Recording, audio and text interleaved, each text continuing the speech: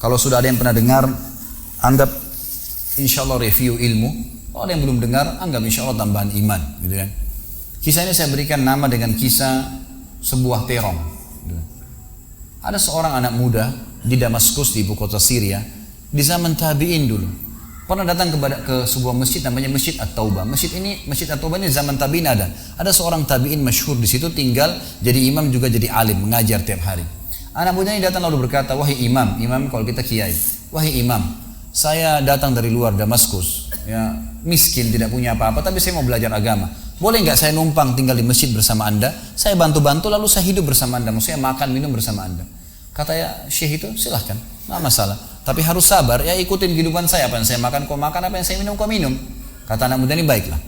Anak muda ini cerita, dia bilang setelah 3 bulan saya tinggal dengan syekh saya, ternyata syekh saya ini orangnya sangat zuhud, luar biasa. Ada makanan makan, tidak ada makanan puasa. Dan hari ini sudah 3 hari kami puasa. Sahur dengan sebutir kurma segelas air, buka puasa juga begitu. Tapi ini sudah hari ketiga, syekh saya masih kuat, saya sudah tidak kuat lagi, dia bilang. Saking tidak kuatnya saya bungkukkan punggung saya, menekan perut saya supaya lapar saya hilang. Dalam keadaan begitu, syaitan datang menggacaukan pikiran saya sambil berkata, wahai anak muda, di benak saya terlintas, sekarang sudah halal buat kau mencuri makanan. Kalau kau tidak curi makanan, kau mau makan dari mana? Akan mati kelaparan. Minta sama gurumu nggak punya. Minta-minta sama orang, gurumu larang, minta-minta sama orang. Sekarang kau curi makanan sepotong roti, yang penting tidak mati kelaparan. Dia bilang dalam kondisi saya berkecamuk pikiran syaitan begitu, saya berpikir mencuri makanan di rumah di sebelah masjid. Zaman dulu teman-teman sekalian, dinding masjid tidak seperti kita sekarang ada tembok. Jadi zaman dulu tuh bisa dari tanah liat, atau kalau mau kuat, batang kurma ditebang atasnya, ditebang akarnya, ditancapin, lalu didempet-dempetin. Jadi dinding yang kuat. Dan rumah orang sama masjid berdempetan dindingnya. Dia naiklah dinding masjid, dari belakang masjid dia naik mau mencuri makanan. Di rumah yang pertama dia mau masuk mencuri di sebelah masjid, itu dia lihat ada 3 perempuan yang tidak tutup auratnya, lagi nunun kulit domba. Dia alihkan pandangannya karena dia tahu yang bukan mahramnya haram untuk melihatnya. Dan itu bukan tujuannya, dia ingin cari makanan. Dia pindah ke rumah kedua. Waktu dia pindah ke rumah kedua, dia lihat dari atas rumah, karena pakai pelapa-pelapa kurma, jadi kelihatan nggak ada orang, tapi ada bau masakan. Karena laparnya dia turun ke dalam, dia masuk ke dapur, ditemukan ada panci yang lagi dipakai masak dengan kayu bakar. Di dalamnya ada, waktu dia buka, air yang sedang direbus 2 buah terong yang sudah matang. Karena lapar sekali, diambil sama dia terong 1 lalu digigit. Sementara dia kunyah teman-teman sekalian, dia bilang, dia ceritakan dirinya, waktu saya sebentar kunyah dan sangat lapar, saya sudah buru-buru ingin menelannya, tapi tiba-tiba muncul ketakwaan saya pada Allah. Muncul ketakutan saya pada Allah, kepatuhan saya sama Allah. Lalu saya berkata dengan diri saya, subhanallah, syaitan berhasil membuat saya melakukan 3 dosa sekaligus. Yang pertama, masuk rumah orang tanpa izin, dosa. Yang kedua, mencuri, mengambil terong itu. Dan yang ketiga, saya sedang memakan makanan yang haram. 3 dosa sekaligus. Maka dia bilang, tidak mungkin Allah membuat saya mati kelaparan karena meninggalkan yang haram. Karena Nabinya Muhammad SAW sudah bersabda, man taraka sya'ni la abdalahu khairan min. Siapa yang meninggalkan sesuatu karena Allah, Allah akan gantikan yang lebih baik darinya. Lalu saya lempar gumpalan makanan terong itu ke lantai dapur tersebut, lalu saya kembali ke masjid. Dan masih ada pengajian, saya tidak bisa tangkap apa yang sedang dibahas karena laparnya. Waktu bubar pengajian, dia bilang, guru saya duduk di kursinya, saya pun duduk di tiang salah satu masjid. Ada 1 orang tua di belakang masjid. Lalu masuklah seorang wanita dari pintu masjid bercadar, berbicara dengan guru saya sambil guru saya menundukkan pandangannya. Setelah itu guru saya mengangkat kepalanya lalu melihat ke arah saya dan memanggil, kesinilah muridku. Datanglah saya, kata anak muda ini. Lalu ditanya oleh guru saya, apa kau sudah menikah?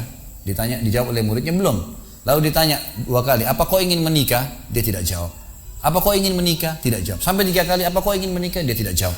Lalu kata anak muda ini, wahai imam, wahai syekh, ya guru saya setelah Allah subhanahu wa ta'ala, hidup saya bergantung pada anda. Apa yang anda makan, saya makan. Apa yang anda minum, saya minum. Sekarang sudah 3 hari kita punya makanan dan minuman, puasa. Dan saya sangat lapar. Kalau saya nikah, saya mau beri makan dari mana istri saya? Lalu kata syekhnya, ini perempuan di sebelah saya yang bercadar baru selesai masa iddah meninggal suaminya, 4 bulan 10 hari. Dan dia ditinggalkan harta yang cukup, dia masih muda, dia takut fitnah. Dia ingin saya carikan jodoh, saya anggap kamu cocok. Kamu mau? Dia bilang iya. Tanya perempuan, kamu mau? Dia bilang iya. Syekhnya keluarin kendi dari kamar, dikasihkan jadi mahar, panggil walinya perempuan, panggil 2 saksi, kalimat akad, selesai. Hitungan menit nih. Lalu kata syekhnya, pulanglah ke rumah istrimu. Saatnya sekarang kamu pulang, udah. Nanti kalau mau sholat, mau ibadah, silakan datang ke masjid. Sudah nggak perlu lagi numpang di masjid gitu. Pulanglah dia sama istrinya. Dia ceritain, dia maksud saya jalan sama istri saya masih malu-malu, baru nikah. Dan ini kan memang hitungan menit nih, ya. Dia baru tadi kelaparan, tiba-tiba sekarang sudah nikah gitu. Dia bilang saya jalan. keluar dari masjid, lewat di rumah pertama yang dia tadi manjat mau mencuri, dilewatin sama istrinya. Begitu masuk, tiba di depan pintu rumah kedua yang dia manjat, gitu kan, istrinya berhenti, buka pintu rumah lalu berkata, masuklah suamiku, ini rumah kita. Rumah yang tadi dia mencuri nih. Maka dia pun bilang, saya masuk ke ruang tamu, saya melihat di atas, ini benar rumah tadi yang saya masuk mencuri. Istrinya bilang, wahai suamiku, tadi saya dengar Anda sudah 3 hari nggak makan, mau makan? Dia bilang, iya. Istrinya masuk ke dapur, ditemukan apa? Panci terbuka, terong yang sudah digigit. Ini kisah nyatanya. Tiba-tiba perempuan ini bilang, siapa yang makan terong saya? Spontan gitu, teriak gitu kan. Pada saat dia teriak, maka si laki-laki ini mengucapkan kalimat begini. Ini dari saksi bahasan kita. Dia mengatakan, kesinilah istriku. Demi Allah begini ceritanya. Kronologisnya saya manjat, saya turun, saya lapar, saya makan.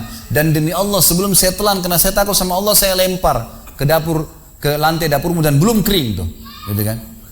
Maka perempuan ini mengucapkan kalimat, saya berharap semua muslimah di belakang sana juga punya iman seperti ini.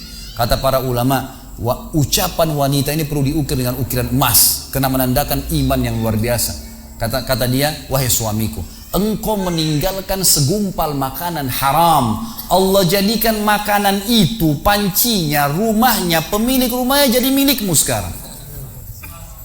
Allah bukan hanya hilangkan laparnya, makanannya dikasih, pancinya, rumahnya, pemilik rumahnya sekarang jadi milik dia. Orang yang bertakwa kepada Allah diberikan jalan keluar, teman-teman sekalian.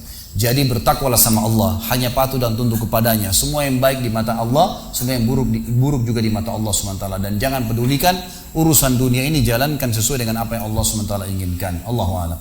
Mungkin sampai sini dulu. Mohon maaf karena saya harus buru-buru. Ini sudah jam berapa nih? 9:30 ya? Hah? 9 Iya, 9:30. Sudah tidak dirasa waktu. Ya, mungkin sampai sini dulu insya Allah. Kita masih ada tema besok subuh. Kita juga masih ada tema sebentar karena saya lagi kemungkinan ada istri saya akan jemput di bandara.